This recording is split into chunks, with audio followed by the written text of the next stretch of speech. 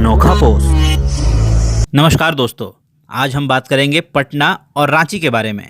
जी हाँ, ये एक ऐसा तुलना है जिसे मैंने नहीं किया है बल्कि इंटरनेट पे कुछ लोगों ने किया है और बहुत ही सादे और बेहतर ढंग से किया है। मैं बात कर रहा हूँ एक ऐसे ही पोस्ट की जिसमें कि लिखा हुआ है कि मैं पटना से हूँ लेकिन मेरी शादी रांची में हुई और मैं 2010 में पटना से दिल्ली आ गया।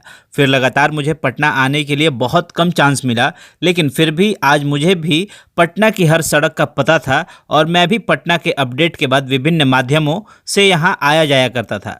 शादी के बाद मैं कई बार रांची आया और लगभग मैंने अब तक पूरा रांची कवर कर लिया है। हाँ, रांची का विकास हुआ है, लेकिन वर्तमान परिदृश्य में दोनों शहरों के बारे में मेरे अनुभव के अनुसार पटना शहर के विकास और बुनियादी ढांचे में रांची को मात देता है। आजकल पटना में कई फ्लाईओवर हैं जिन्हें हम देख सकते हैं, लेकिन रांची में केवल एक ही फ्लाईओवर है। पटना की रेलवे कनेक्टिविटी रांची से कहीं अधिक और बेहतर है। पटना एयरपोर्ट में फ़्लाइट की फ्रीक्वेंसी रांची एयरपोर्ट की तुलना में अधिक है, लेकिन हाँ, रांची में नवनिर्मित आधुनिक एयरपोर्ट है जहां पटना अभी भी पुरानी बिल्डिंग के साथ काम कर रहा है। लेकिन हाँ, बहुत जल्द पटना का भी नया एयरपोर्ट बनेगा और रांची की तुलना में बड़ी और अधिक उड़ानें भी होंगी। रांची में सड़कें मॉल की तरह दिखती हैं, लेकिन आधुनिक सड़कें बहुत संकरी हैं और हर समय ट्रैफिक से भरी रहती हैं। और दूसरी ओर पटना की सड़कें अधिक चौड़ी और खुली होती हैं। अपार्टमेंट संस्कृति दोनों शहरों में समान रूप से हैं, लेकिन पटना में 4-5 मेगा परियोजनाएं निर्माणाधीन हैं और 2022 तक जल्द ही या शायद उससे पहले ही आ जाएंगी। मॉल की संस्कृति अब पटना में रांची की तुलना में अधिक विकसित है। मुझे याद है कि बड़े बाज़ारों ने पटना से पहले रांची में अपना पहला आउटलेट खोला था, लेकिन अब पटना में बड़े बाज़ारों के 8-9 आउटलेट चल रहे हैं, जो कि रांची की तुलना में बहुत ज़्यादा हैं।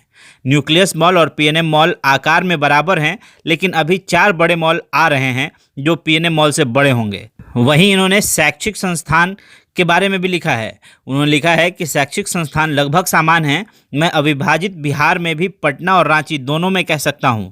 मैं उस समय की सरकार दक्षिण बिहार में शिक्षा के क्षेत्र में अधिक केंद्रित थी, इसलिए आज के समय में झारखंड में बड़े बड़े शैक्षणिक संस्थान हैं, लेकिन आजकल पटना में हमारे पास IIT, AIIMS, NIT, NFT, MET, BIT और कंसीव सदाबहार पटना विश्वविद्यालय जो इन दिनों रांची के साथ प्रतिस्पर्धा कर रहा है।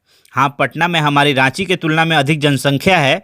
पटना में भी कुछ स्थानों पर अधिक जनसंख्या और कहीं ना कहीं टाइपिक बिहारी सोच के कारण आयोजन नहीं किए जाते हैं। अब रांची और पटना की भौगोलिक स्थिति पर आते हैं तो हाँ, रांची अपने पहाड़ के आसपास और पटना के सादे गिरोहों के कारण हाथ बढ़ाता है।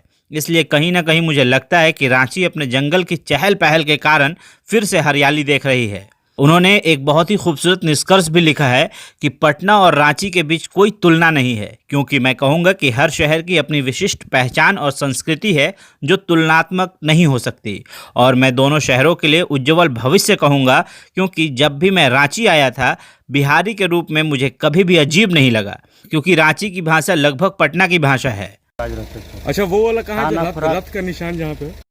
इसलिए मुझे लगा कि मैं दूसरी जगह नहीं हूं, बल्कि बिहार और झारखंड के विभाजन के बाद भी दोनों पक्षों के लोग बिना किसी मतभेद के पहले जैसे जुड़े हुए हैं।